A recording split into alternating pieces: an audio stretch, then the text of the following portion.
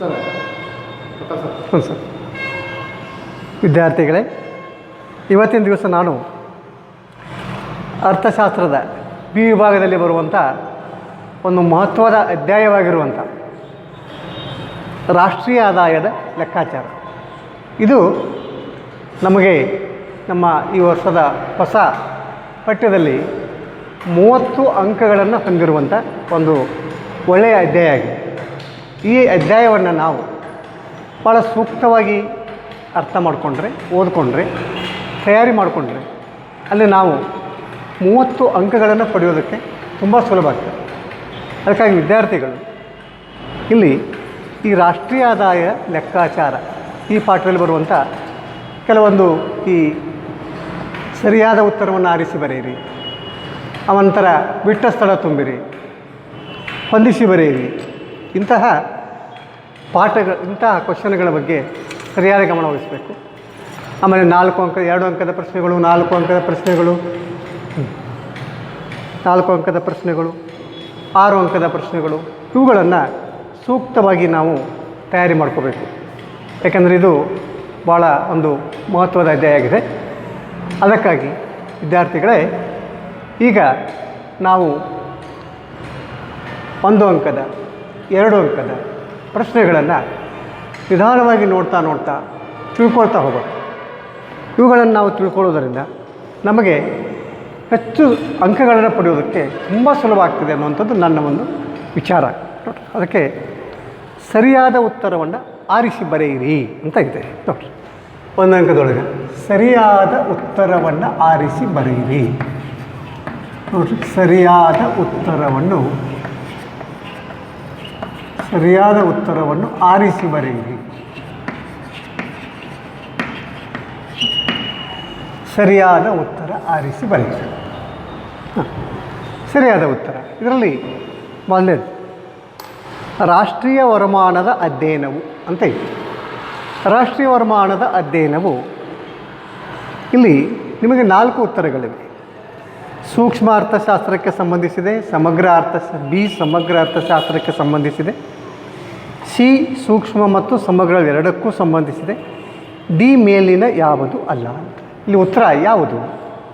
B ಸಮಗ್ರ ಅರ್ಥಶಾಸ್ತ್ರಕ್ಕೆ ಸಂಬಂಧಿಸಿದೆ.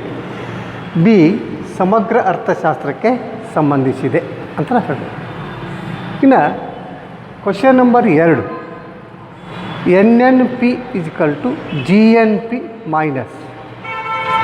NNPಯನ್ನು ಎರಡನೇ ಕ್ವಶನ್ ಏನು ಹೇಳ್ತಿದೆ? NNP = GNP minus. ಇಲ್ಲಿ 4 ನಮಗೆ ಉತ್ತರಗಳಿವೆ. ಆ ಉತ್ತರಗಳಲ್ಲಿ ಯಾವುದು ಸರಿಯಾದ ಉತ್ತರ? NNP = GNP ಮೈನಸ್, ಎ ಕಡಿತ, ಬಿ ಸವಕಳಿ, ಸಿ ಹೂಡಿಕೆ, ಡಿ ಯಾವುದು ಅಲ್ಲ ಅಂತಿದೆ. ಇದರಲ್ಲಿ ಸರಿಯಾದ ಉತ್ತರ ಬಿ ಸವಕಳಿ. ಅಂದರೆ NNP ಕಂಡುಹಿಡಿಬೇಕಾದರೆ GNP ಒಳಗೆ ನಾವು ಸವಕಳಿ ವೆಚ್ಚವನ್ನು ಸವಕಳಿಯನ್ನು ಕಳಿಬೇಕು ಅಂತ. ಬಿ ಸವಕಳಿ ಮೌಲ್ಯವನ್ನು ಕಳೆದ್ರೆ NNP ಸಿಗ್ತಿದೆ.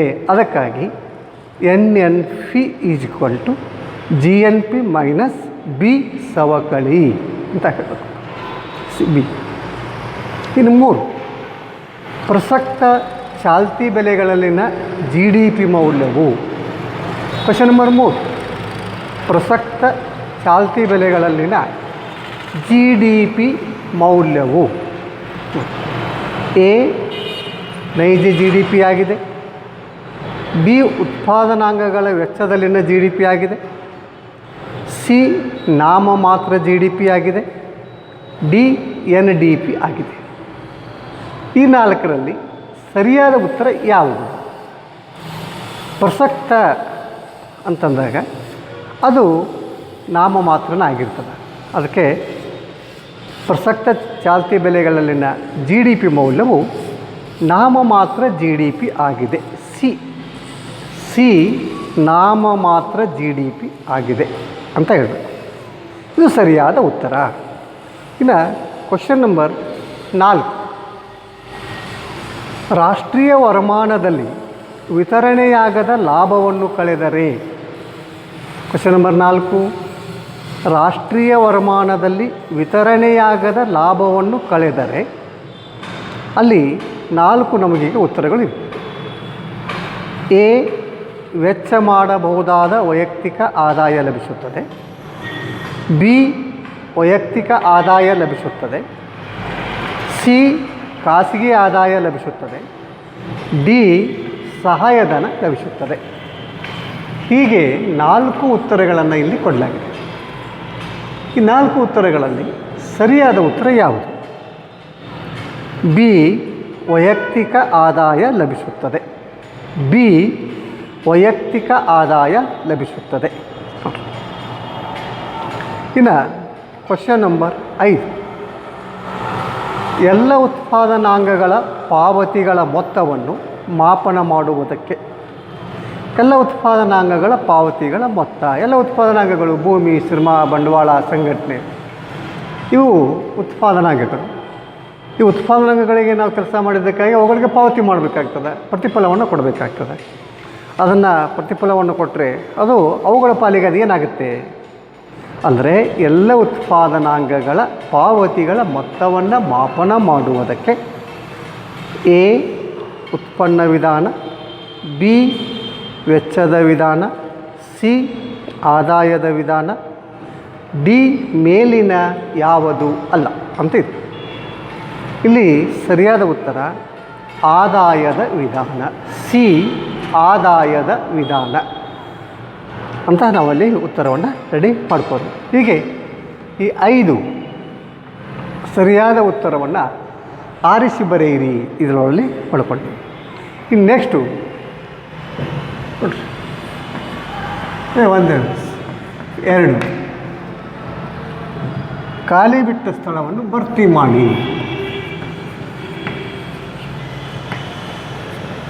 ಖಾಲಿ ಬಿಟ್ಟ ಸ್ಥಳವನ್ನು ಭರ್ತಿ ಮಾಡಿ.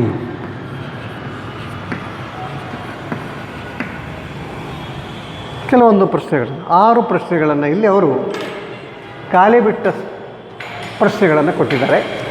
ಈ ಖಾಲಿ ಬಿಟ್ಟ ಪ್ರಶ್ನೆಗಳಲ್ಲಿ ನಾವು ಸರಿಯಾದ ಉತ್ತರವನ್ನು ಅಲ್ಲಿ ತುಂಬಿಕೋಬೇಕು. ಅದಕ್ಕೆ ಭಾಳ ಸೂಕ್ತವಾದ ಉತ್ತರವನ್ನು ನಾವೀಗ ಅಲ್ಲಿ ತುಂಬಿಕೊಳ್ಳೋಣ. ಈಗ ವಿದ್ಯಾರ್ಥಿಗಳಿಗೆ ಗಮನಿಸಿ, ಖಾಲಿ ಬಿಟ್ಟ ಸ್ಥಳದಲ್ಲಿ ಭರ್ತಿ ಮಾಡುವಂಥ ವಿಭಾಗದಲ್ಲಿ ಮೊದಲನೇ ಪ್ರಶ್ನೆ, ಟಿಮ್ಗಳನ್ನು ನಿರ್ದಿಷ್ಟ ಕಾಲಘಟ್ಟದಲ್ಲಿ ವ್ಯಾಖ್ಯಾನಿಸಲಾಗುತ್ತದೆ. ತ್ಯಾಶಿಗಳನ್ನು ನಿರ್ದಿಷ್ಟ ಕಾಲಘಟ್ಟದಲ್ಲಿ ವ್ಯಾಖ್ಯಾನಿಸಲಾಗುತ್ತದೆ ಅಂತ ಇದೆ. ನಿರ್ದಿಷ್ಟ ಕಾಲಘಟ್ಟದಲ್ಲಿ ಏನನ್ನು ವ್ಯಾಖ್ಯಾನಿಸಲಾಗುತ್ತದೆ? ಅಲ್ಲಿ ನಾವು ತುಂಬಬೇಕಾದದ್ದು ದಾಸ್ತಾನುಗಳನ್ನು ನಿರ್ದಿಷ್ಟ ಕಾಲಘಟ್ಟದಲ್ಲಿ ವ್ಯಾಖ್ಯಾನಿಸಲಾಗುತ್ತದೆ ಅಂತ. ಅಂದರೆ ಮೊದಲೇದೇನು ತುಂಬಬೇಕನ್ನಾಗೈತೆ ರೀ? ದಾಸ್ತಾನು. ಇನ್ನು ಕ್ವೆಶ್ಚನ್ ನಂಬರ್ 2, ಟಿಮ್ ಉತ್ಪಾದನೆಯ ಯಾವುದೇ ಮುಂದಿನ ಹಂತಗಳಲ್ಲಿ ಹಾದು ಹೋಗುವುದಿಲ್ಲ. ಟಿಮ್ ಉತ್ಪಾದನೆ ಅಥವಾ ಡ್ಯಾಶ್ ಉತ್ಪಾದನೆ ಯಾವುದೇ ಮುಂದಿನ ಹಂತಗಳಲ್ಲಿ ಹಾದು ಹೋಗುವುದಿಲ್ಲ. ಯಾವುದೋ ವಸ್ತು ಮುಂದಿನ ಹಂತಗಳಲ್ಲಿ ಹಾದು ಹೋಗುವುದಿಲ್ಲ. ಹಾಗಾದರೆ ಮುಂದಿನ ಹಂತಗಳಲ್ಲಿ ಹಾದು ಹೋಗದೇ ಇರುವಂಥ ಅಂತಿಮ ವಸ್ತು ಯಾವುದಾಗಿರ್ಬೋದು ಅಂತಂದರೆ 2 ಅಂತಿಮ ಸರಕುಗಳು ಅಂತ. ಉತ್ತರ ಏನು ಹೇಳ್ರಿ? ಅಂತಿಮ ಸರಕುಗಳು. ಅಂದರೆ ಅಂತಿಮ ಸರಕುಗಳು ಅಂಡರ್ಲೈನ್ ಮಾಡಿ, ಉತ್ಪಾದನೆಯ ಯಾವುದೇ ಮುಂದಿನ ಹಂತಗಳಲ್ಲಿ ಹಾದು ಹೋಗುವುದಿಲ್ಲ. ಇದು ಇದರ ಉತ್ತರ.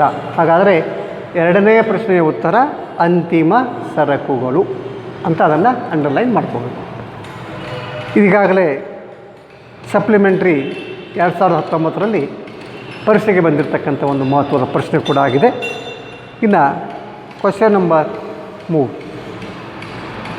ಟಿಮ್ ಎಂಬುದು ಬಂಡವಾಳ ಸರಕಿನ ಸವಕಲು ಹರಕಲಿನ ವಾರ್ಷಿಕ ಭತ್ಯೆಯಾಗಿದೆ. ಟಿಮ್ ಎಂಬುದು ಬಂಡವಾಳ ಸರಕಿನ ಸವಕಲು ಹರಕಲಿನ ವಾರ್ಷಿಕ ಭತ್ಯೆಯಾಗಿದೆ ಅಂತ ಇದೆ. ಟಿಮ್ ಎಂಬುದು ಅಂತ. ಟಿಮ್ ಎಂಬುದು ಅಂತಂದಾಗ ಇಲ್ಲಿ ಏನು ತುಂಬ್ಕೋಬೇಕ್ರಿ ಅಂದರೆ ಸವಕಳಿ ವೆಚ್ಚ. ಸವಕಳಿ ವೆಚ್ಚ ಎಂಬುದು ಬಂಡವಾಳ ಸರಕಿನ ಸವಕಲು ಹೊರಕಲಿನ ವಾರ್ಷಿಕ ಭತ್ಯೆಯಾಗಿದೆ. ಇದನ್ನು ನಾವು ತುಂಬ್ಕೋಬೇಕು. ಹಾಗಾದರೆ ಮೂರನೇ ಪ್ರಶ್ನೆ ಉತ್ತರ ಏನಂದಂಗಾಯ್ತು ರೀ? ಸವಕಳಿ ವೆಚ್ಚ. ಇನ್ನು ಕ್ವಶನ್ ನಂಬರ್ 4. ಕ್ವಶನ್ ನಂಬರ್ 4ರಲ್ಲಿ ಟಿಮ್ ಟಿಮ್ ಎಂಬುದು ದಾಸ್ತಾನಿನ ಚಲಕವಾಗಿದೆ.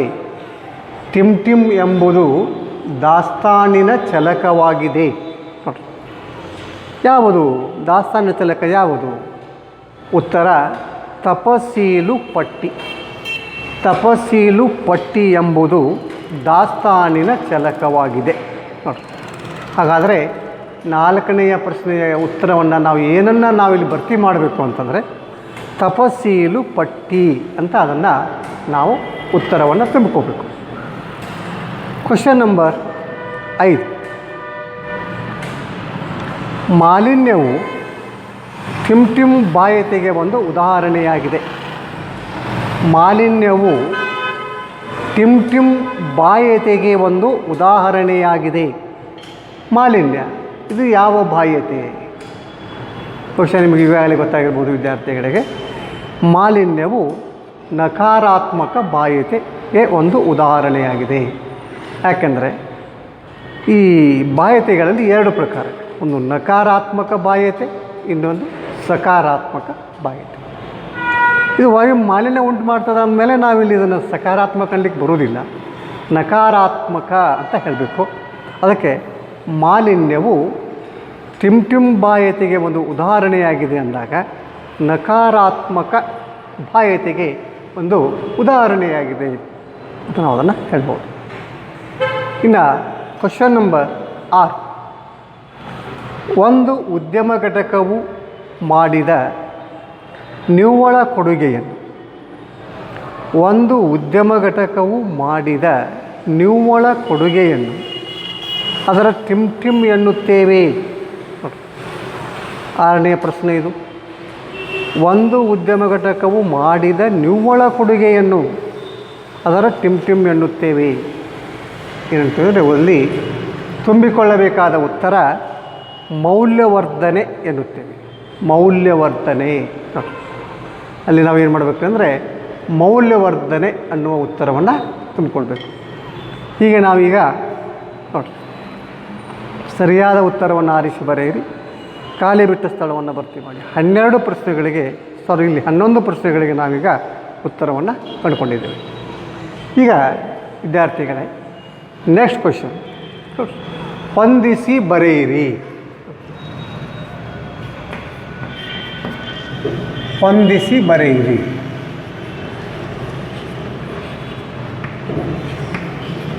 ಹೊಂದಿಸಿ ಬರೆಯಿರಿ. ಹೊಂದಿಸಿ ಬರೆಯಿರಿ. ಹೊಂದಿಸಿ ಬರೆಯಿರಿ ಒಳ್ಳೆ ಇದಕ್ಕೆ ನಿಮ್ಗೆ ಗೊತ್ತಿದೆ ವಿದ್ಯಾರ್ಥಿಗಳಿಗೆ ಎ ಮತ್ತು ಬಿ ಅಂತ 2 ಸೆಕ್ಷನ್ಗಳು. ಹೌದು, ಇಲ್ಲಿ ನಾವು ನೋಡ್ರಿ, ಒಂದು ಶ್ರಮ, 2 GDP, 3 ತಪಸೀಲು ಪಟ್ಟಿ,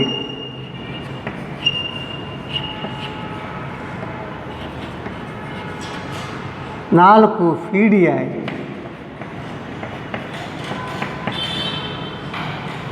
5 ಗೃಹಕೃತ್ಯ,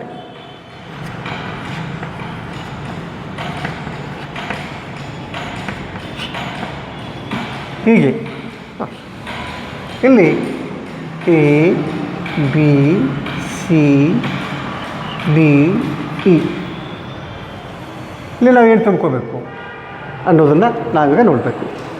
ವಿದ್ಯಾರ್ಥಿಗಳು ಇದನ್ನು ಸರಿಯಾಗಿ ಗಮನಿಸಬೇಕು. ಶ್ರಮ ಅಂತಂದರೆ ನೋಡಿರಿ, ಶ್ರಮಕ್ಕೆ ನಾವೇನು ಕೊಡ್ತಾಯಿದ್ದೀವಿ? ಕೂಲಿ. ಶ್ರಮ ಇದರ ಉತ್ತರ ಏನು ಹೇಳ್ರಿ? ಎ ಕೂಲಿ. ಶ್ರಮಕ್ಕೆ ಏನು ನಾವು ಕೊಡ್ತಾಯಿದ್ದೀವಿ? ಕೂಲಿ. ನೋಡಿರಿ, ಹಾಗಾದರೆ GDP ಅಂದರೇನು? ನೋಡಿ, GDP ಅಂತಂದರೆ ಬೀದಲ್ಲಿ ನಾವು ಏನು ತುಂಬಬೇಕು? ಒಟ್ಟು ದೇಶೀಯ ಉತ್ಪನ್ನ. ಒಟ್ಟು ದೇಶೀಯ ಉತ್ಪನ್ನ. 3ನೇದು ತಪಸೀಲು ಪಟ್ಟಿ. ನೋಡಿರಿ, ತಪಶೀಲು ಪಟ್ಟಿ. ತಪಶೀಲು ಪಟ್ಟಿ ಅಂತಂದರೆ ದಾಸ್ತಾನಿನ ಚಲಕ. ಸಿ ಉತ್ತರ ಏನಪ್ಪ ಅಂತಂದರೆ ದಾಸ್ತಾನಿನ ಚಲಕ ಅಂತ ನಾವು ಅದರ ಉತ್ತರವನ್ನು ಮಾಡ್ಕೋಬೇಕು. 4 PDI. 4 PDI ವೈಯಕ್ತಿಕ ವೆಚ್ಚ ಮಾಡಬಹುದಾದ ಆದಾಯ. ವೈಯಕ್ತಿಕ ವೆಚ್ಚ ಮಾಡಬಹುದಾದ ಆದಾಯ ನೋಡಿ PDI. ಇನ್ನು 5 ಗೃಹ ಕೃತ್ಯ ಹಣರಹಿತ ವಿನಿಮಯ. ಈ ಹಣರಹಿತ ವಿನಿಮಯ ಅಂತ ನಾವು ಉತ್ತರವನ್ನು ತಿಳ್ಕೊಬೇಕು. ವಿದ್ಯಾರ್ಥಿಗಳೇ, ಈ 5ಗಳಲ್ಲಿ ಸುಮಾರು ನಿಮಗೆ 1 ರಿಂದ 2 ಪರೀಕ್ಷೆಗೆ ಬರತಕ್ಕಂಥದ್ದು ಇರ್ತದೆ. ಒಂದಂತೂ 2 ಅಂತೂ ಪರೀಕ್ಷೆಗೆ ಬಂದೇ ಬರ್ತಾವೆ. ಇಲ್ಲಿ ಈ 5ರಲ್ಲೇ ನಿಮಗೆ 2 ಪರೀಕ್ಷೆಗೂ ಬರೋ ಸಾಧ್ಯತೆ ಬಂದೇ ಬರ್ತಿರ್ತಾವೆ. ಅದಕ್ಕೆ ಇನ್ನೊಂದು ಸಲ ವಿದ್ಯಾರ್ಥಿಗಳು ಗಮನಿಸಬೇಕು. ಶ್ರಮ, ಕೂಲಿ, ಜಿ ಡಿ ಪಿ ಅಂತಂದರೆ ಒಟ್ಟು ದೇಶೀಯ ಉತ್ಪನ್ನ. ತಪಶೀಲು ಪಟ್ಟಿ ದಾಸ್ತಾನಿನ ಚಲಕ. PDI ವೈಯಕ್ತಿಕ ವೆಚ್ಚ ಮಾಡಬಹುದಾದ ಆದಾಯ. 5 ಗೃಹ ಕೃತ್ಯ ಹಣರಹಿತ ವಿನಿಮಯ. ಗೃಹ ಕೃತ್ಯ ಹಣರಹಿತ ವಿನಿಮಯ ಅಂತ ನಾವು ಅದನ್ನು ಹೇಳ್ತೀವಿ.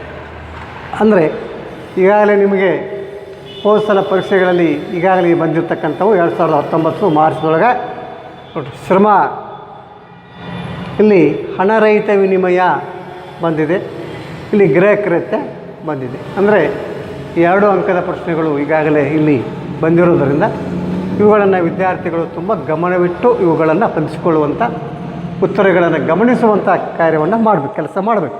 ಭಾಳ ಒಂದು ಅಚ್ಚುಕಟ್ಟತೆಯಿಂದ ಅಧ್ಯಯನವನ್ನು ಮಾಡಬೇಕು. ಯಾಕೆಂದರೆ ಈ ಚಾಪ್ಟರ್ ನಿಮಗೆ 30 ಅಂಕಗಳನ್ನು ತಂದು ಕೊಡುವಂಥ ಒಂದು ಚಾಪ್ಟರ್ ಈ ವರ್ಷಕ್ಕೆ ಮಾತ್ರ.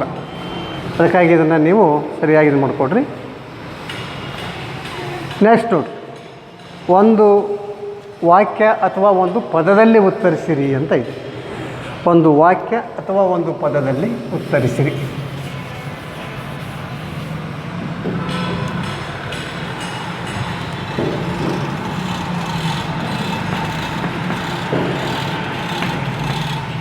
ಒಂದು ವಾಕ್ಯ ಅಥವಾ ಪದದಲ್ಲಿ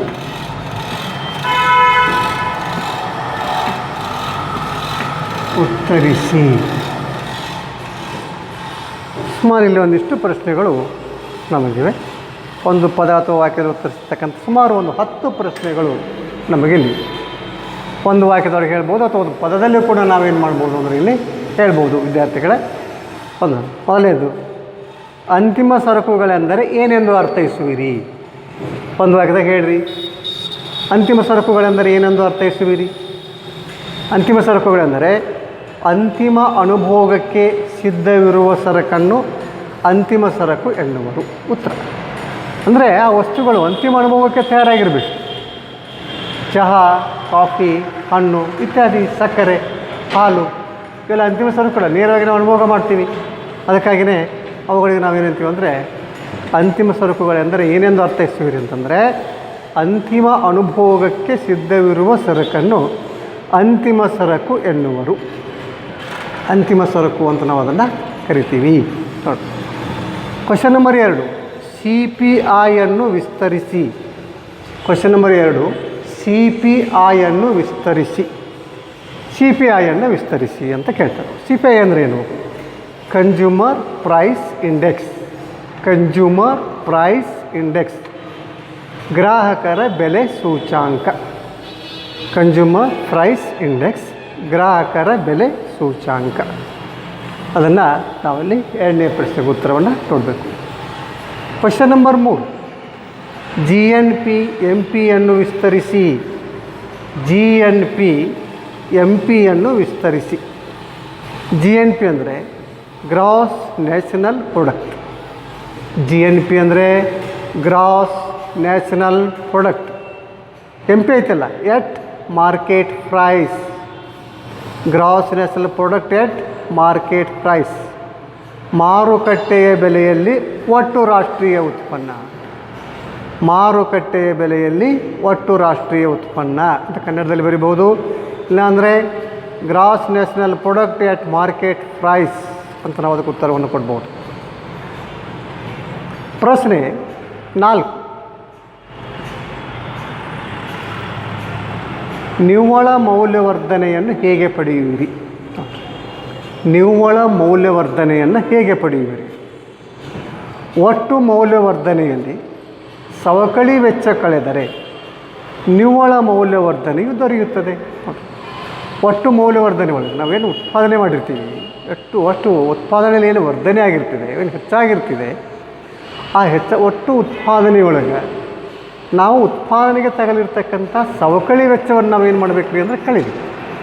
ಆವಾಗ ನಮಗೆ ನಿವ್ವಳವಾದಂಥ ಒಂದು ಮೌಲ್ಯವರ್ಧನೆ ನಮಗೆ ಗೊತ್ತಾಗ್ತಿದೆ ಅಂತ.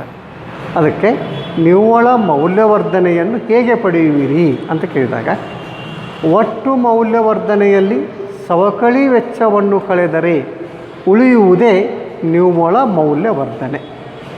ಉಳಿಯುವುದೇ ನಿವ್ವಳ ಮೌಲ್ಯವರ್ಧನೆ. ಹೀಗೆ ನಿವ್ವಳ ಮೌಲ್ಯವರ್ಧನೆಯನ್ನು ಕಂಡುಹಿಡಿಯುವುದಕ್ಕಂತ ಸುಲಭ. ಇನ್ನು ಪ್ರಶ್ನೆ 5, GDPಯ ಅರ್ಥ ಬರೆಯಿರಿ. ನೋಡಿ, GDPಯ ಅರ್ಥ ಬರೆಯಿರಿ. GDP ಅಂದರೆ ಏನು? GDP ಒಂದು ದೇಶದಲ್ಲಿ ಒಂದು ವರ್ಷದ ಅವಧಿಯಲ್ಲಿ ಉತ್ಪಾದನೆಯಾದ ಎಲ್ಲ ಅಂತಿಮ ಸರಕು ಮತ್ತು ಸೇವೆಗಳ ಒಟ್ಟು ಹಣರೂಪಿ ಮೌಲ್ಯವನ್ನು ಒಟ್ಟು ದೇಶೀಯ ಉತ್ಪನ್ನ ಎನ್ನುವರು. ಒಂದು ದೇಶದಲ್ಲಿ ಒಂದು ವರ್ಷದ ಅವಧಿಯಲ್ಲಿ ಉತ್ಪಾದಿಸಲಾದಂಥ ಅಂತಿಮ ಸರಕು ಸೇವೆಗಳ ಒಟ್ಟು ಹಣರೂಪದ ಮೌಲ್ಯವನ್ನು ನಾವು GDP, ಗ್ರಾಸ್ ಡೊಮೆಸ್ಟಿಕ್ ಪ್ರಾಡಕ್ಟ್ ಅಂತ ನಾವು ಅದನ್ನು ಕರಿತೀವಿ. ಹಾಗಾದರೆ GDP ಅಂದರೆ ತುಂಬ ಮಹತ್ವದಾಗಿರೋದ್ರಿಂದ ವಿದ್ಯಾರ್ಥಿಗಳ ಇನ್ನೊಂದು ಸಲ ಗಮನಿಸಿ. GDPಯ ಅರ್ಥ ಬರೆಯಿರಿ ಅಂತ ಕೇಳಿದಾಗ, ಒಂದು ದೇಶದಲ್ಲಿ ಒಂದು ವರ್ಷದ ಅವಧಿಯಲ್ಲಿ ಉತ್ಪಾದನೆಯಾದ ಎಲ್ಲ ಅಂತಿಮ ಸರಕು ಮತ್ತು ಸೇವೆಗಳ ಒಟ್ಟು ಹಣರೂಪಿಯ ಮೌಲ್ಯವನ್ನು ಒಟ್ಟು ದೇಶೀಯ ಉತ್ಪನ್ನ ಅಂತ ನಾವು ಅದನ್ನು ಕರೆಯುತ್ತೇವೆ. GDP ಇಲ್ಲಿ ತುಂಬ ಮುಖ್ಯವಾಗಿರ್ತಕ್ಕಂಥದ್ದು. ಪ್ರಶ್ನೆ 6, 6ನೇ ಪ್ರಶ್ನೆಯಲ್ಲಿ ನೋಡಿರಿ, ಮಧ್ಯಂತರ ಸರಕುಗಳ ಅರ್ಥ ನೀಡಿ. ಸರಕುಗಳು, ಮಧ್ಯಂತರ ಸರಕುಗಳು, ಅಂತಿಮ ಸರಕುಗಳು ಅಂತ ನಮ್ಮಲ್ಲಿವೆ. ಮಧ್ಯಂತರ ಸರಕು ಅಂದರೆ ಏನು, ಅಂತಿಮ ಸರಕು ಅಂದರೆ ಏನು ಅಂತ, ಅಂತಿಮ ಸರಕು ಅಂದರೆ ಏನು ಅಂತ ಈಗ ನಾವು ಮೇಲೆ ನೋಡಿದ್ವಿ. ಈಗ 6ನೇ ಪ್ರಶ್ನೆಯಲ್ಲಿ ನಾವು ಮತ್ತೊಂದು ಒಳ್ಳೆಯ ಪ್ರಶ್ನೆ ಅಂತಂದರೆ ಮಧ್ಯಂತರ ಸರಕುಗಳ ಅರ್ಥ ನೀಡಿ ಅಂತ ಇದೆ. ಹೌದು, ಮಧ್ಯಂತರ ಸರಕುಗಳು ಅಂದರೆ ಏನು? ಇವು ಪೂರ್ಣ ತಯಾರಿ ಸರಕುಗಳಲ್ಲ, ಪೂರ್ಣ ಪ್ರಾಥಮಿಕ ಸರಕುಗಳು ಅಲ್ಲ, ಅವುಗಳ ಮಧ್ಯದಲ್ಲಿ ಇರ್ತಕ್ಕಂಥ ಸರಕುಗಳು ಅಂತ ನಾವು ಇವುಗಳಿಗೆ ಹೇಳ್ತೀವಿ. ಅಂದರೆ ಅದನ್ನು ನಾವು ಈ ರೀತಿಯಲ್ಲಿ ಹೇಳ್ಬೋದಲ್ಲ, ಕೆಲವು ಉತ್ಪಾದಕರು ಉತ್ಪಾದಿಸಿದ ಸರಕುಗಳನ್ನು ಇತರೆ ಉತ್ಪಾದಕರು ತಮ್ಮ ಉತ್ಪಾದನೆಯಲ್ಲಿ ಭೌತಿಕ ಆದಾನವಾಗಿ ಬಳಸಿದರೆ ಅದನ್ನು ಮಧ್ಯಂತರ ಸರಕು ಎಂದು. ಅಂದರೆ ಇದು ಪೂರ್ಣ ತಯಾರಾಗಿರ್ತಕ್ಕಂಥ ವಸ್ತು ಅಲ್ಲ. ಈಗ ನಾವೊಂದು ಮರದ ಹಲಗೆ ಅಥವಾ ಒಂದು ಬೆಂಚು ಅಂತ ಇಟ್ಕೊಳ್ಳಿ. ಬೆಂಚು ಅಂತಿಮ ವಸ್ತು, ಮರದ ಹಲಗೆ ಮಧ್ಯಂತರ ವಸ್ತು. ಯಾಕಂದರೆ ಅದು ಪೂರ್ಣ ತಯಾರಾಗಿರುವುದಿಲ್ಲ, ಮಧ್ಯಂತರವಾಗಿರ್ತದೆ. ಅದಕ್ಕೆ ಇಲ್ಲಿ ಮರದ ಹಲಗೆ ಏನಪ್ಪ ಅಂತ ಕೇಳಿದರೆ ಮಧ್ಯಂತರ ವಸ್ತು. ಹೀಗೆ ಕೆಲವು ಉತ್ಪಾದಕರು ಉತ್ಪಾದಿಸಿದ ಸರಕುಗಳನ್ನು ಇತರೆ ಉತ್ಪಾದಕರು ತಮ್ಮ ಉತ್ಪಾದನೆಯಲ್ಲಿ ಭೌತಿಕ ಆದಾನವಾಗಿ ಬಳಸಿಕೊಂಡರೆ ಅದನ್ನು ಮಧ್ಯಂತರ ಸರಕು ಎನ್ನುವರು. ಉದಾಹರಣೆಗೆ ಬೆಂಚುಗಳನ್ನು ತಯಾರಿಸುವಾಗ ಅದು ಮೊದಲು ಒಂದು ಮರದ ಹಲಗೆಯಾಗಿರುತ್ತದೆ. ಮರದ ಹಲಗೆಯನ್ನು ತಂದು ನಾವು ಬೆಂಚ್ ಮಾಡ್ತೀವಿ, ಮರದ ಹಲಗೆಯನ್ನು ತಂದು ನಾವು ಕುರ್ಚಿಗಳನ್ನು ಮಾಡ್ತೀವಿ, ಮರದ ಹಲಗೆಯನ್ನು ತಂದು ನಾವು ಫರ್ನಿಚರ್ಗಳನ್ನು ಮಾಡ್ತೀವಿ, ಅಥವಾ ಇನ್ನಾವುದೇ ವಸ್ತುಗಳನ್ನು ಉತ್ಪಾದನೆ ಮಾಡ್ತೀವಿ. ಹಾಗಾದರೆ ಇಲ್ಲಿ ಮರದ ಹಲಗೆ ಎಂಥ ವಸ್ತುವಪ್ಪ ಅಂತ ಕೇಳಿದರೆ ಮಧ್ಯಂತರ ವಸ್ತು. Next question number 7. Question number 7 ಸವಕಳಿ ಎಂದರೇನು? ಸವಕಳಿ ಎಂದರೇನು? ಬಂಡವಾಳ ಸರಕುಗಳ ಸವಕಳಿ, ದುರಸ್ತಿ ಮತ್ತು ಬದಲಾವಣೆಗೆ ಮಾಡುವ ವೆಚ್ಚವನ್ನು ಸವಕಳಿ ವೆಚ್ಚ ಅಂತ ಕರೀತಾರೆ. ಏಕೆಂದರೆ ನಾವು ಕೈಗಾರಿಕೆಗಳಲ್ಲಿ ಸರಕುಗಳನ್ನು ಉತ್ಪಾದನೆ ಮಾಡ್ತಾ ಇರಬೇಕಾದ್ರೆ ನಮ್ಮ ಯಂತ್ರೋಪಕರಣಗಳು, ಬಿಡಿಭಾಗಗಳು, ಸಲಕರಣೆಗಳು ಉತ್ಪಾದನೆ ಮಾಡುವಾಗ ಸವೆದು ಹೋಗ್ತವೆ. ಸವೆದು ಹೋದಾಗ ಕೆಲವು ಯಂತ್ರಗಳನ್ನು ಬದಲಾಯಿಸಬೇಕಾಗ್ತದೆ, ಕೆಲವುಗಳನ್ನು ಅಲ್ಲೇ ದುರಸ್ತಿ ಮಾಡ್ಕೋಬೇಕಾಗ್ತದೆ. ಹೀಗೆ ಬದಲಾಯಿಸೋದಕ್ಕೆ, ದುರಸ್ತಿ ಮಾಡ್ಕೊಳ್ಳೋದಕ್ಕೆ ತಗಲುವಂಥ ವೆಚ್ಚಕ್ಕೆ ನಾವು ಸವಕಳಿ ವೆಚ್ಚ ಅಂತ ಕರಿತೀವಿ. ಅದಕ್ಕೆ ಸವಕಳಿ ಎಂದರೇನು ಅಂತ ಪ್ರಶ್ನೆ ಕೇಳಿದರೆ ವಿದ್ಯಾರ್ಥಿಗಳು ಚೆನ್ನಾಗಿ ಉತ್ತರ ಬರೀಬೇಕು. ಬಂಡವಾಳ ಸರಕುಗಳ ಸವಕಳಿ, ದುರಸ್ತಿ ಮತ್ತು ಬದಲಾವಣೆಗೆ ಮಾಡುವ ವೆಚ್ಚವನ್ನು ಸವಕಳಿ ವೆಚ್ಚವೆನ್ನುತ್ತಾರೆ. ಸವಕಳಿ ವೆಚ್ಚ ಎನ್ನುತ್ತಾರೆ. ಇನ್ನು ಕ್ವಶನ್ ನಂಬರ್ 8, ವೈಯಕ್ತಿಕ ವೆಚ್ಚ ಮಾಡಬಹುದಾದ ಆದಾಯವನ್ನು ಹೇಗೆ ಪಡೆಯುತ್ತೇವೆ? ಒಬ್ಬ ವ್ಯಕ್ತಿಗೆ ಎಲ್ಲ ದುಡಿದದ್ದನ್ನು ಕೂಡ ಖರ್ಚು ಮಾಡಲಿಕ್ಕೆ ಆಗೋದಿಲ್ಲ. ತಾನು ಗಳಿಸಿರುವುದನ್ನು, ತಾನು ಸಂಪಾದಿಸಿರುವುದನ್ನು ಎಲ್ಲವನ್ನೂ ವೆಚ್ಚ ಮಾಡಲಿಕ್ಕೆ ಆಗೋದಿಲ್ಲ. ಅದಕ್ಕಾಗಿ ಅವನಿಗೆ ವೆಚ್ಚ ಮಾಡಬೇಕಾದ್ರೆ ಅವನು ಕೆಲವೊಂದು ತೆರಿಗೆಗಳನ್ನು ಮೊದಲು ಸರ್ಕಾರ ಕಟ್ಟಬೇಕಾಗ್ತದೆ. ಉಳಿದಿರುವಂಥ ಹಣದಲ್ಲಿ ತಾನು ವೆಚ್ಚ ಮಾಡ್ಬೋದು ಅನ್ನುವಂಥದ್ದು ಇರ್ತದೆ. ಅದಕ್ಕೆ ಪ್ರಶ್ನೆ ನಂಬರ್ 8ರಲ್ಲಿ ಏನು ಕೇಳ್ತಾರಂದರೆ, ವೈಯಕ್ತಿಕ ವೆಚ್ಚ ಮಾಡಬಹುದಾದ ಆದಾಯವನ್ನು ಹೇಗೆ ಪಡೆಯುತ್ತೇವೆ?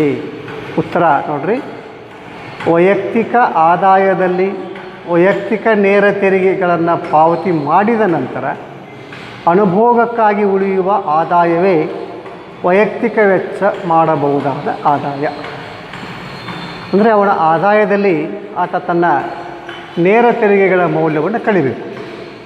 ನೇರ ತೆರಿಗೆಗಳನ್ನು ಕಳೆದ ನಂತರ ಉಳಿಯುವಂಥ ಹಣವೇ ಆತನ ವೈಯಕ್ತಿಕ ವೆಚ್ಚ ಮಾಡಬಹುದಾದ ಆದಾಯವಾಗಿರುತ್ತದೆ. ಅಂದರೆ ಆತ ಗಳಿಸಿದ್ದನ್ನೆಲ್ಲ ಆತ ವೆಚ್ಚ ಮಾಡಲಿಕ್ಕೆ ಬರುವುದಿಲ್ಲ. ತಾನು ಗಳಿಸಿದ ಆದಾಯದಲ್ಲಿ ಸರ್ಕಾರ ನಿರ್ದಿಷ್ಟಪಡಿಸಿರ್ತಕ್ಕಂಥ ಆತನ ಪ್ರತ್ಯಕ್ಷ ತೆರಿಗೆಗಳ ಮೌಲ್ಯವನ್ನು ತುಂಬಿದ ನಂತರ, ಅವುಗಳನ್ನು ಕಳೆದ ನಂತರ ಉಳಿಯುವಂಥ ಹಣವೇ ಆತನಿಗೆ ವೆಚ್ಚ ಮಾಡಲಿಕ್ಕೆ ದೊರೆತಿರುವಂಥ ಹಣ ಅಂತ ನಾವು ಅದನ್ನು ಹೇಳ್ಬೋದು. ಇನ್ನೊಂದು ಸಲ ಓದಿಬಿಡ್ತೀನಿ ನೋಡಿ ವಿದ್ಯಾರ್ಥಿಗಳೇ. ವೈಯಕ್ತಿಕ ಆದಾಯದಲ್ಲಿ ವೈಯಕ್ತಿಕ ನೇರ ತೆರಿಗೆಗಳನ್ನು ಪಾವತಿ ಮಾಡಿದ ನಂತರ ಅನುಭೋಗಕ್ಕಾಗಿ ಉಳಿಯುವ ಆದಾಯವೇ ವೈಯಕ್ತಿಕ ವೆಚ್ಚ ಮಾಡಬಹುದಾದ ಆದಾಯ.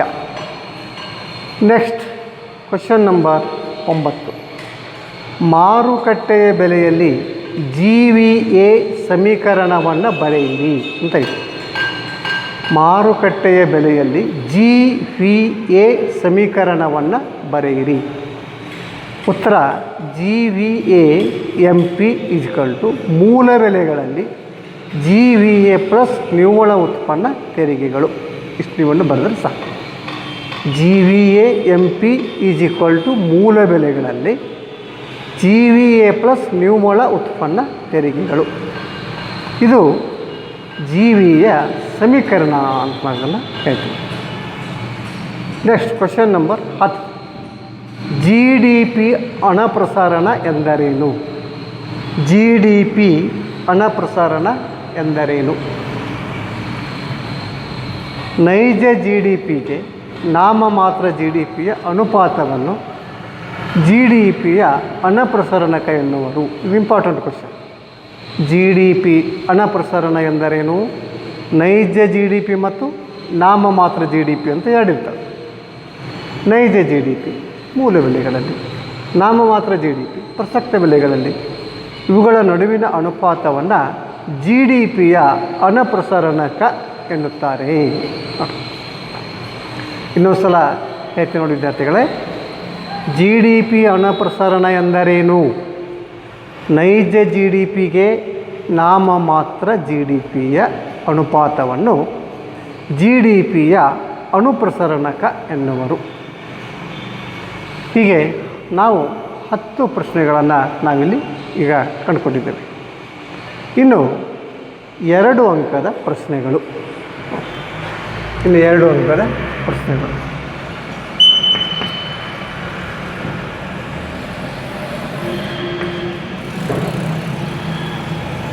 ಎರಡು ಅಂಕದ ಪ್ರಶ್ನೆಗಳು. 4 ವಾಕ್ಯಗಳಲ್ಲಿ ಉತ್ತರಿಸಿ.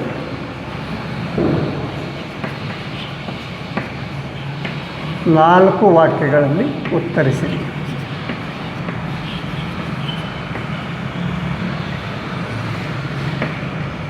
2 ಅಂಕ.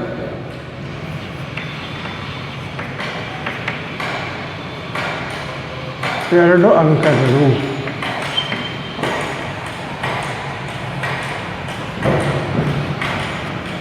ಎರಡು ಅಂಕದ ಪ್ರಶ್ನೆಗಳು. ಇಲ್ಲಿ ಈ 2 ಅಂಕದ ಪ್ರಶ್ನೆಗಳು ಕೂಡ ತುಂಬ ಮಹತ್ವದ್ದಾಗಿರುವೆ. ಇವುಗಳನ್ನು ನಾವೀಗ ನೋಡೋಣ. Most important question number 1. 4 ಅಂಕಗಳಲ್ಲಿ ಅಂದರೆ 2 ಅಂಕದ ಮೊದಲನೇ ಪ್ರಶ್ನೆ ಯಾವುದು ಅಂದರೆ 4 ಉತ್ಪಾದನಾಂಗಗಳು ಯಾವುವು, ಅವುಗಳ ಪ್ರತಿಫಲಗಳನ್ನು ತಿಳಿಸಿ. 4 ಉತ್ಪಾದನಾಂಗಗಳಾವುವು, ಅವುಗಳ ಪ್ರತಿಫಲಗಳನ್ನು ತಿಳಿಸಿ. 4 ಉತ್ಪಾದನಾಂಗಗಳು: ಭೂಮಿ, ಗೇಣಿ, ಭೂಮಿ, ಶ್ರಮ, ಬಂಡವಾಳ, ಸಂಘಟನೆ. ಇವು 4 ಏನು ಅಂತಂದರೆ ಉತ್ಪಾದನಾಂಗಗಳು. ಭೂಮಿ, ಶ್ರಮ, ಬಂಡವಾಳ, ಸಂಘಟನೆ. ಇವುಗಳಿಗೆ ನಾವೇನು ಅನ್ನುತ್ತೇವೆ? ಉತ್ಪಾದನಾಂಗಗಳು. ಈ 4 ಉತ್ಪಾದನಾಂಗಗಳು ಉತ್ಪಾದನೆಯಲ್ಲಿ ಭಾಗವಹಿಸಿದ್ದಕ್ಕಾಗಿ ಪಡೆಯುವಂಥ ಪ್ರತಿಫಲಗಳು ಯಾವುವು ಅವುಗಳನ್ನ ಹೇಳಬೇಕು. ಭೂಮಿಗೆ ಗೇಣಿ, ಶ್ರಮಕ್ಕೆ ಕೂಲಿ, ಬಂಡವಾಳಕ್ಕೆ ಬಡ್ಡಿ, ಸಂಘಟನೆಗೆ ಲಾಭ. ಇವು ಅವುಗಳ ಪ್ರತಿಫಲಗಳು. ಅದಕ್ಕೆ ನಾವಿಲ್ಲಿ ಎರಡನ್ನೂ ತಿಳಿಸ್ಬೇಕು ವಿದ್ಯಾರ್ಥಿಗಳು. ಅಂದರೆ ಈ ಉತ್ಪಾದನಾಂಗಗಳ ಹೆಸರನ್ನು ಸೂಚಿಸಬೇಕು, ಅವುಗಳು ಪಡೆಯುವಂಥ ಪ್ರತಿಫಲವನ್ನು ನಾವು ಸೂಚಿಸಬೇಕು. ಭೂಮಿ, ಶ್ರಮ, ಬಂಡವಾಳ, ಸಂಘಟನೆ ಇವು ಉತ್ಪಾದನಾಂಗಗಳು. ಇವು ಕೊಡ್ತಕ್ಕಂಥ ಪ್ರತಿಫಲ ಭೂಮಿಗೆ ಗೇಣಿ, ಕೂಲಿ, ಬಡ್ಡಿ, ಲಾಭ ಇವು ಅವುಗಳ ಪ್ರತಿಫಲಗಳು ಅಂತ ನಾವು ಅವುಗಳನ್ನು ಹೇಳ್ತೀವಿ. ಇದು ಈಗಾಗಲೇ ಮಾರ್ಚ್ 2019ರಲ್ಲಿ ಪರೀಕ್ಷೆಗೆ ಬಂದಿರತಕ್ಕಂಥ ಒಂದು ಪ್ರಶ್ನೆಯಾಗಿದೆ. ಇನ್ನು ಕ್ವೆಶ್ಚನ್ ನಂಬರ್ 2. ಈ ಕ್ವೆಶ್ಚನ್ ನಂಬರ್ 2ರಲ್ಲಿ ದಾಸ್ತಾನು ಮತ್ತು ಹರಿವಿನ ನಡುವಿನ ವ್ಯತ್ಯಾಸವನ್ನು ತಿಳಿಸಿ ಉದಾಹರಣೆ ನೀಡಿ ಅಂತ ಇದೆ. ದಾಸ್ತಾನು ಅಂದರೇನು, ಹರಿವು ಎಂದರೇನು? Stock and flow. Stock and flow ಇವುಗಳ ನಡುವಿನ ವ್ಯತ್ಯಾಸ ಏನು? ದಾಸ್ತಾನು ಎಂದರೇನು, ಹರಿವು ಎಂದರೇನು? ಇವುಗಳ ನಡುವಿನ ವ್ಯತ್ಯಾಸವನ್ನು ತಿಳಿಸಿ ಅಂತ ಕೇಳ್ತಾರೆ. ಜೊತೆಗೆ ಉದಾಹರಣೆಯನ್ನು ನೀಡಿ ಅಂತ ಕೇಳ್ತಾರೆ. ಏನು? ದಾಸ್ತಾನು ಒಂದು ನಿರ್ದಿಷ್ಟ ಕಾಲಾವಧಿಯಲ್ಲಿ ಲಭ್ಯವಿರುವ ಚಲಕದ ಸಂಗ್ರಹದ ಪ್ರಮಾಣವಾಗಿದೆ. 2 ಸ್ಥಿರಾತ್ಮಕ ಪರಿಕಲ್ಪನೆಯಾಗಿದೆ. ಅವಧಿಯಲ್ಲಿ ಬಳಕೆಗೆ ಲಭ್ಯವಿರುವ ಪ್ರಮಾಣ. ಇದಕ್ಕೆ ನಾವೇನಂತೀವಿ ಅಂದರೆ ದಾಸ್ತಾನು ಅಂತ ಕರಿತೀವಿ. ನೋಡಿರಿ, ದಾಸ್ತಾನು ಅಂತಂದರೆ ಒಂದು ನಿರ್ದಿಷ್ಟ ಕಾಲಾವಧಿಯಲ್ಲಿ ಲಭ್ಯವಿರುವಂಥ ಚಲಕದ ಅಥವಾ ವಸ್ತುವಿನ ಸಂಗ್ರಹದ ಒಂದು ಪ್ರಮಾಣ. 2 ಇದೊಂದು ಸ್ಥಿರಾತ್ಮಕ ಪರಿಕಲ್ಪನೆಯಾಗಿದೆ. 3 ಒಂದು ನಿರ್ದಿಷ್ಟ ಅವಧಿಯಲ್ಲಿ ಬಳಕೆಗೆ ಲಭ್ಯವಿರುವ ಪ್ರಮಾಣವೇ ದಾಸ್ತಾನು. ಹಾಗಾದರೆ ಹರಿವು ಎಂದರೇನು? ನಾವು ಅದನ್ನು ಸ್ವಲ್ಪ ಎರಡಕ್ಕೂ ಕಂಪೇರಿಂಗ್ ಮಾಡ್ತಾ ಹೋಗೋಣ, ಹೋಲಿಕೆ ಮಾಡ್ತಾ ಹೋಗೋಣ. ಒಂದು ನಿರ್ದಿಷ್ಟ ಕಾಲಾವಧಿಯಲ್ಲಿ ಲಭ್ಯವಿರುವ ಚಲಕದ ಸಂಗ್ರಹದ ಪ್ರಮಾಣವೇ ದಾಸ್ತಾನು. ಒಂದು ನಿರ್ದಿಷ್ಟ ಕಾಲಾವಧಿಯಲ್ಲಿ ದಾಸ್ತಾನಿಗೆ ಸೇರ್ಪಡೆಯಾಗುವ ಚಲಕದ ಪ್ರಮಾಣವೇ ಹರಿವು. ದಾಸ್ತಾನು ಸ್ಥಿರಾತ್ಮಕ ಪರಿಕಲ್ಪನೆಯಾಗಿದೆ, ಹರಿವು ಚಲನಾತ್ಮಕ ಪರಿಕಲ್ಪನೆಯಾಗಿದೆ. ಒಂದು ನಿರ್ದಿಷ್ಟ ಅವಧಿಯಲ್ಲಿ ಬಳಕೆಗೆ ಲಭ್ಯವಿರುವ ಪ್ರಮಾಣವೇ ದಾಸ್ತಾನು. ಒಂದು ನಿರ್ದಿಷ್ಟ ಅವಧಿಯಲ್ಲಿ ಆಗುವ ಹೊಸ ಸೇರ್ಪಡೆಯೇ ಹರಿವು ಅಂತ. ಅದಕ್ಕೊಂದು ಉದಾಹರಣೆ ಹೇಳ್ಬೋದಲ್ಲ ನಿಮಗೆ. ಏನಪ್ಪ ಅಂತಂದರೆ ವಿದ್ಯಾರ್ಥಿಗಳೇ, ಒಂದು ಬಕೆಟ್ನಲ್ಲಿ 10 ಲೀಟ್ರದೊಂದು ಬಕೆಟ್ ಇದೆ ಅಂತ ಇಟ್ಕೊಳ್ರಿ. ಅದು 10 ಲೀಟ್ರ್ ನೀರು ತುಂಬುವಂಥ ಒಂದು ಬಕೆಟ್. ಅದರಲ್ಲಿ ಈಗಾಗಲೇ ಒಂದು 5 ಲೀಟ್ರ್ ನೀರಿದೆ ನೋಡಿರಿ. ಅದು ನಿರ್ದಿಷ್ಟ ಸಮಯಕ್ಕೆ ಇರ್ತಕ್ಕಂಥ ದಾಸ್ತಾನು. ದಾಸ್ತಾನು ಎಷ್ಟಿದೆ? ಈಗ ಅದರಲ್ಲಿ 5 ಲೀಟ್ರ್ ನೀರಿದೆ. 5 ಲೀಟ್ರ್ ನೀರಿದೆ ಏನು ಅಂತಂದರೆ ದಾಸ್ತಾನು. ಆಮೇಲೆ ನಾವು ನಲ್ಲಿಯನ್ನು ಸ್ಟಾರ್ಟ್ ಮಾಡ್ತೀವಿ. ಅದಕ್ಕೊಂದು 5 ಲೀಟ್ರ್ ಇದ್ದಿದ್ದು 5.5 ಲೀಟರ್ ಆಯಿತು ಅಂದರೆ ಇಲ್ಲಿ ಹರಿವು ಚಾಲು ಆಯಿತು ನೋಡಿರಿ. ದಾಸ್ತಾನಕ್ಕೆ 5 ಲೀಟ್ರ್ ದಾಸ್ತಾನಿಗೆ ಹರಿವು 5.5 ಲೀಟರ್ ಆಯಿತು, 6 ಲೀಟರ್, 6.5 ಲೀಟರ್, 7 ಲೀಟರ್, ಸರಿ ಹೀಗೆ ಅದೇನಾಗ್ಬೋದು 10 ಲೀಟ್ರಿಗೆ ಬರ್ಬೋದು. 5 ಲೀಟರ್ ಇಲ್ಲಿ ಏನು ಅಂದರೆ ದಾಸ್ತಾನು. 10 ಲೀಟರ್ ತುಂಬ್ತಾ ಹೋಯ್ತಲ್ಲ, ಇದೇನಪ್ಪ ಅಂತಂದರೆ ಹರಿವು ಅಂತ ನಾವಿಲ್ಲಿ ಉದಾಹರಣೆಯನ್ನು ಕೊಡ್ಬೋದು. Next question number 3. ಅನುಭೋಗಿ ಸರಕುಗಳು ಮತ್ತು ಬಂಡವಾಳ ಸರಕುಗಳ ನಡುವಿನ ವ್ಯತ್ಯಾಸವೇನು? ಅನುಭೋಗಿ ಸರಕುಗಳು ಮತ್ತು ಬಂಡವಾಳ ಸರಕುಗಳ ನಡುವಿನ ವ್ಯತ್ಯಾಸವೇನು? ಇದು ಈಗಾಗಲೇ ಸಪ್ಲಿಮೆಂಟ್ರಿ 2019ರಲ್ಲಿ ವಾರ್ಷಿಕ ಪರೀಕ್ಷೆಗೆ ಬಂದಿರತಕ್ಕಂಥ ಒಂದು ಮಹತ್ವದ ಪ್ರಶ್ನೆ. ಇಲ್ಲಿ ಬಂಡವಾಳ ಸರಕುಗಳೆಂದರೇನು, ಅನುಭೋಗಿ ಸರಕುಗಳೆಂದರೇನು, ಇವುಗಳ ನಡುವಿನ ವ್ಯತ್ಯಾಸವನ್ನು ಸ್ಪಷ್ಟವಾಗಿ ನಾವು ತಿಳ್ಕೊಂಡಿರಬೇಕು. ಅನುಭೋಗಿ ಸರಕುಗಳು ನೋಡ್ತಾ ಹೋಗೋಣ. ಅನುಭೋಗದ ಉದ್ದೇಶಕ್ಕಾಗಿ ಖರೀದಿಸುವ ಸರಕುಗಳಿಗೆ ಅನುಭೋಗದ ಸರಕುಗಳು ಅಂತ ಕರೀತಾರೆ. ಉದಾಹರಣೆಗೆ ಪುಸ್ತಕ, ಬಟ್ಟೆ, ವಾಚ್, ಮೊಬೈಲ್ ಇತ್ಯಾದಿ ಅನುಭೋಗಕ್ಕಾಗಿ ನಾವು ಇವುಗಳನ್ನು ಖರೀದಿ ಮಾಡ್ಕೋತೀವಿ. 2. ಅನುಭೋಗಿಯ ಬಯಕೆಗಳನ್ನು ನೇರವಾಗಿ ತೃಪ್ತಿಪಡಿಸುತ್ತವೆ. ಅನುಭೋಗಿ ಸರಕುಗಳು ಅನುಭೋಗಿಯ ಸರಕುಗಳನ್ನು ನೇರವಾಗಿ ಏನು ಮಾಡ್ತಾವ್ರೆ ಅಂದರೆ ತೃಪ್ತಿಪಡಿಸುತ್ತವೆ. ನಂಬರ್ 3. ಇವುಗಳಿಗೆ ಪ್ರಾಥಮಿಕ ಬೇಡಿಕೆಯಾಗಿದೆ. ಅಂದರೆ ಇವುಗಳನ್ನು ಎಲ್ಲರೂ ಕೊಡ್ತಾರೆ, ಇವುಗಳಿಗೆ ಪ್ರಾಥಮಿಕ ಬೇಡಿಕೆ ಇರುತ್ತದೆ. ನಂಬರ್ 4. ಅಂತಿಮ ಅನುಭೋಗಕ್ಕಾಗಿ ಇವುಗಳನ್ನು ಬಳಸಲಾಗುತ್ತದೆ ಅಂತ ನಾವು ಇವುಗಳಿಗೆ ಹೇಳ್ತೀವಿ. ಹಾಗಾದರೆ ಈಗ ಬಂಡವಾಳದ ಸರಕುಗಳೆಂದರೇನು? ಬಂಡವಾಳದ ಸರಕುಗಳೆಂದರೇನು? ಬಂಡವಾಳ ಸರಕುಗಳು ಅಂತಂದರೆ ಇವು ಇತರ ಸರಕುಗಳ ಉತ್ಪಾದನೆಗಾಗಿ ಬಳಸುವ ಸರಕುಗಳು. ಉದಾಹರಣೆಗೆ ಯಂತ್ರಗಳು, ಕಲ್ಲಿದ್ದಲು, ಕಟ್ಟಡಗಳು. ಉದಾಹರಣೆಗೆ ತಗೊಳ್ರಿ, ನಾವೀಗ ಪತ್ರಿಕೆಯನ್ನು ಓದ್ತೀವಿ. ಪತ್ರಿಕೆನ ಓದಿದಾಗ ನಮಗೆ ನೇರವಾಗಿ ತೃಪ್ತಿ ಸಿಗ್ತದೆ. ಪತ್ರಿಕೆ ವಿಷಯ ಓದಿಬಿಡ್ತೀವಿ ನಾವು, ನೇರವಾಗಿ ತೃಪ್ತಿ ಸಿಗ್ತದೆ. ಆದರೆ ಆ ಪತ್ರಿಕೆಯನ್ನು ಮುದ್ರಿಸಿರುವಂಥ ಪ್ರಿಂಟಿಂಗ್ ಪ್ರೆಸ್ ಇದೆಯಲ್ಲ, ಮಷೀನಲ್ಲಿ ಏನಪ್ಪ ಅಂತಂದರೆ ಬಂಡವಾಳದ ಸರಕು. ಪತ್ರಿಕೆ ಅನುಭೋಗಿ ಸರಕು. ಆ ಪತ್ರಿಕೆಯನ್ನು ತಯಾರು ಮಾಡಲಿಕ್ಕೆ ನಾವು ಉಪಯೋಗಿಸಿರ್ತಕ್ಕಂಥ ಯಂತ್ರ ಇದೆಯಲ್ಲ, ಅದೇನಪ್ಪ ಅಂತ ಕೇಳಿದರೆ ಬಂಡವಾಳದ ಸರಕು. ಉದಾಹರಣೆಗೆ ಇನ್ನೊಂದು ತೊಗೋಬೋದು ನಾವು, ಸಕ್ಕರೆ ಅನುಭೋಗಿ ಸರಕು. ಆ ಸಕ್ಕರೆಯನ್ನು ತಯಾರು ಮಾಡಿರ್ತಕ್ಕಂಥ ಸಕ್ಕರೆ ಕಾರ್ಖಾನೆಯ ಯಂತ್ರ ಇದೆಯಲ್ಲ, ಅದು ಬಂಡವಾಳದ ಸರಕು. ಸಾಮಾನ್ಯವಾಗಿ ಬಂಡವಾಳ ಸರಕುಗಳು ಮಾನವನಿಗೆ ಬೇಕಾಗಿರ್ತಕ್ಕಂಥ ಅಂತಿಮ ಸರಕುಗಳನ್ನು, ಅನುಭೋಗಿ ಸರಕುಗಳನ್ನು ಉತ್ಪಾದನೆ ಮಾಡುವಲ್ಲಿ ಕೆಲಸ ಮಾಡ್ತಾ ಇರ್ತವೆ ಅಂತ ನಾವು ಹೇಳ್ಬೋದು. ಇತರ ಸರಕುಗಳ ಉತ್ಪಾದನೆಗಾಗಿ ಬಳಸುವ ಸರಕುಗಳು, ಉದಾಹರಣೆಗೆ ಯಂತ್ರಗಳು, ಕಲ್ಲಿದ್ದಲು, ಕಟ್ಟಡಗಳು ಇತ್ಯಾದಿ. ಅನುಭೋಗಿಯ ಬಯಕೆಗಳನ್ನು ಪರೋಕ್ಷವಾಗಿ ತೃಪ್ತಿಪಡಿಸುತ್ತವೆ. ಇವು ಅನುಭೋಗಿಯ ಬಯಕೆಯನ್ನು ತೃಪ್ತಿಪಡಿಸ್ತವೆ ಬಂಡವಾಳ ಸರಕುಗಳು, ಆದರೆ ನೇರವಾಗಿ ಅಲ್ಲ ರೀ, ಅನೇರವಾಗಿ. ಅನುಭೋಗಿಯ ಬಯಕೆಗಳನ್ನು ಪರೋಕ್ಷವಾಗಿ ತೃಪ್ತಿಪಡಿಸುತ್ತವೆ. 3. ಉತ್ಪತ್ತಿಯ ಬೇಡಿಕೆಯಾಗಿದೆ. ಉತ್ಪಾದನೆ ಆದಮೇಲೆ ಇವುಗಳ ಬೇಡಿಕೆ. 4. ಮುಂದಿನ ಉತ್ಪಾದನೆಗಾಗಿ ಬಳಕೆ. ಅವು ಮತ್ತೆ ಮುಂದೆ ವಸ್ತುಗಳನ್ನು ತಯಾರು ಮಾಡೋದಕ್ಕಾಗಿ ಅವುಗಳನ್ನು ಬಳಕೆ ಮಾಡ್ತಾ ಹೋಗ್ತೀವಿ.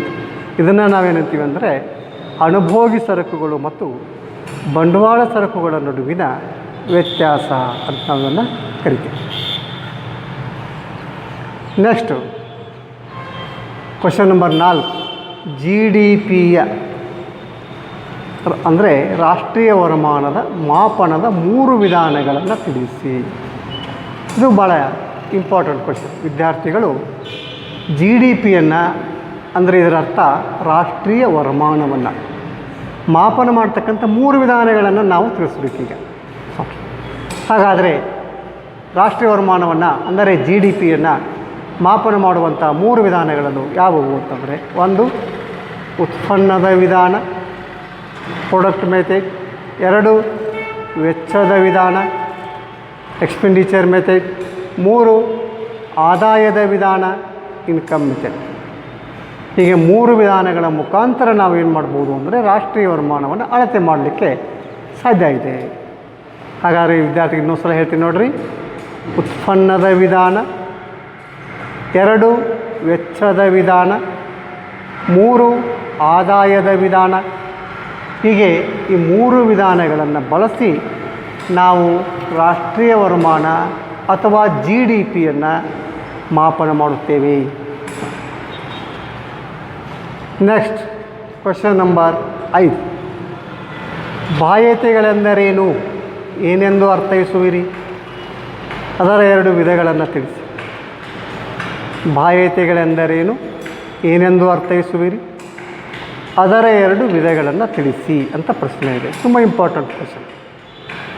ಉದಾಹರಣೆಗೆ ಉತ್ತರ: ಒಬ್ಬ ವ್ಯಕ್ತಿ ಅಥವಾ ಒಂದು ಉದ್ಯಮ ಘಟಕದ ಸ್ಥಾಪನೆಯಿಂದ ಇನ್ನೊಬ್ಬ ವ್ಯಕ್ತಿಗೆ ಅಥವಾ ಜನ ಸಮುದಾಯಕ್ಕೆ ಆಗುವ ಪ್ರಯೋಜನ ಅಥವಾ ಹಾನಿಯನ್ನು ಮಾಡುವ ಪರಿಣಾಮಗಳನ್ನು ಬಾಹ್ಯತೆಗಳು ಎನ್ನುವರು.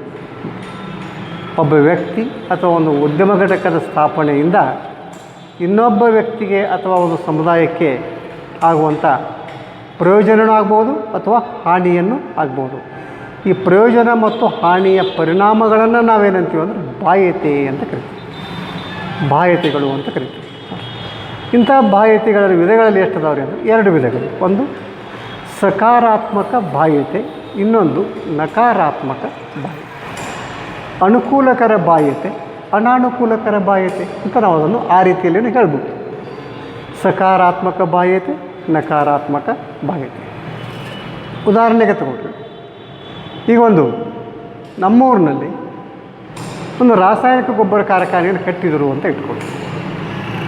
ರಾಸಾಯನಿಕ ಗೊಬ್ಬರ ಕಾರ್ಖಾನೆಯನ್ನು ಕಟ್ಟಿದಾಗ ನಮ್ಮೂರ ಸುತ್ತಮುತ್ತಲ ಜನರಿಗೆ ಸುಮಾರು ಸಾವಿರಾರು ಜನರಿಗೆ ಅಲ್ಲಿ ಏನಾಗ್ತಿದೆ ಅಂದರೆ ಕೆಲಸ ಸಿಗ್ತಿದೆ. ಕೆಲಸ ಸಿಕ್ತು, ಇದು ಸಕಾರಾತ್ಮಕ ಬಾಹ್ಯತೆ. ಆದರೆ ಕಾರ್ಖಾನೆಯನ್ನು ಕಟ್ಟಿದಂಥ ಅಲ್ಲಿ ಧೂಳು, ಹೊಗೆ, ಶಬ್ದ ಮಾಲಿನ್ಯ, ವಾತಾವರಣದಲ್ಲಾಗತಕ್ಕಂಥ ದುಷ್ಪರಿಣಾಮಗಳು ಇವೆಲ್ಲ ನಮ್ಮೂರಿನ ಸುತ್ತಲಿನ ಜನರಿಗೆ ಅವೇನು ಮಾಡ್ತಾವೆ ಅಂದರೆ ಪೀಡಿಸ್ತವೆ, ತೊಂದರೆ ಕೊಡ್ತವೆ.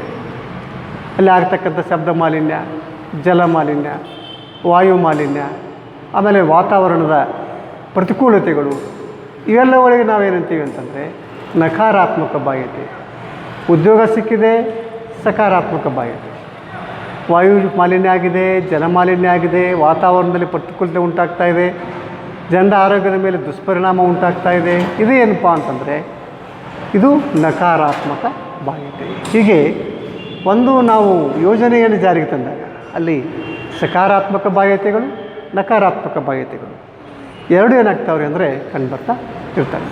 ಈ ರಸ್ತೆ ಆದಾಗ ಹಂಗೆ ಆಗ್ತದೆ. ರಸ್ತೆ ಹಾಕ್ತಾರೆ, ಹೊಸದೊಂದು ದೊಡ್ಡ ರಾಷ್ಟ್ರೀಯ ಹೈವೇ ಬರ್ತದೆ.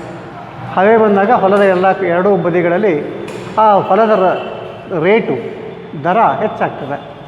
ಆಗ ಅಲ್ಲಿ ಅಕ್ಕಪಕ್ಕ ಇರೋರಿಗೆ ತುಂಬ ಒಳ್ಳೆಯ ರೇಟ್ ಬಂದುಬಿಡ್ತದೆ, ಬೆಲೆ ಬಂದುಬಿಡ್ತದೆ. ಇದು ಅವರಿಗೆ ಸಕಾರಾತ್ಮಕವಾದಂಥ ಬಾಧ್ಯತೆ.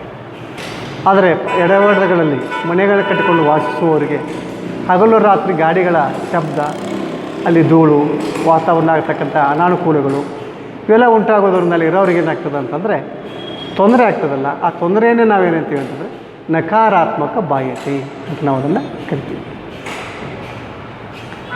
ನೆಕ್ಸ್ಟ್ ನೋಡಿ, ಕ್ವೆಶ್ಚನ್ ನಂಬರ್ 6.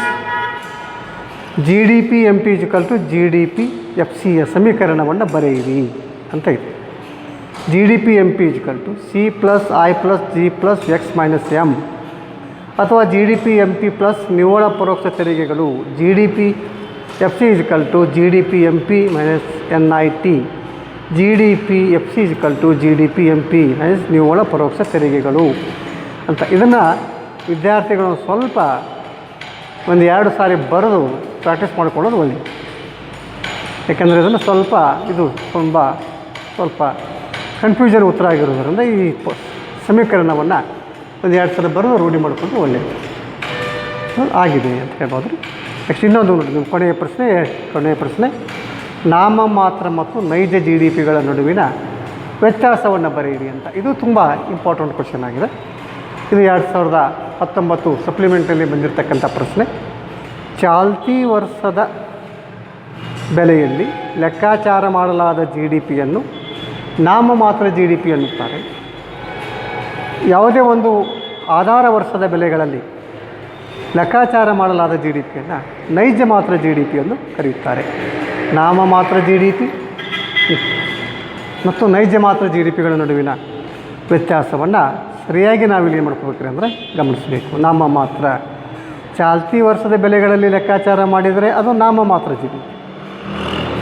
ಯಾವುದೇ ಒಂದು ವರ್ಷದ ಮೂಲ ಬೆಲೆಗಳಲ್ಲಿ ಲೆಕ್ಕಾಚಾರ ಮಾಡಿದರೆ ಅದು ನೈಜ GDP ಅಂತ ಹೇಳ್ಬೋದು. ನೈಜ ಮೂಲ ಬೆಲೆಗಳಲ್ಲಿ ಮಾಡಿದರೆ ನೈಜ ಚಾಲ್ತಿ ಬೆಲೆಗಳಲ್ಲಿ ಮಾಡಿದರೆ ಇದು ನಾಮಮಾತ್ರ GDP ಅಂತ. ಇದು ಅದಕ್ಕಿರ್ತಕ್ಕಂಥ ವ್ಯತ್ಯಾಸ. ವಿದ್ಯಾರ್ಥಿಗಳೇ, ನಿಮಗೆ ಒಳ್ಳೆಯ ಪ್ರಶ್ನೆಗಳಿಗೆ ನಿಮಗೆ ಉತ್ತರವನ್ನು ನಾವು ಚರ್ಚೆ ಮಾಡಿದ್ದೀನಿ. ಇವುಗಳನ್ನು ನೀವು ಮಾಡಿಕೊಂಡ್ರೆ ಸುಮಾರು ಪರೀಕ್ಷೆಗೆ 15ರಿಂದ 16 ಅಂಕಗಳನ್ನು ಈ ಸಭೆಯಲ್ಲಿ ಪಡೆಯೋಕ್ಕೆ ಸಾಧ್ಯ ಇದೆ. ಮತ್ತು ಮುಂದಿನ ಪ್ರಶ್ನೆಗಳಿಗೆ ನಾನು ಮತ್ತೆ ಮುಂದಿನ ತರಗತಿಯಲ್ಲಿ ಅವುಗಳ ಜೊತೆಗೆ ಚರ್ಚಿಸ್ತೀನಿ. ವಿದ್ಯಾರ್ಥಿಗಳಿಗೆ ಧನ್ಯವಾದಗಳು.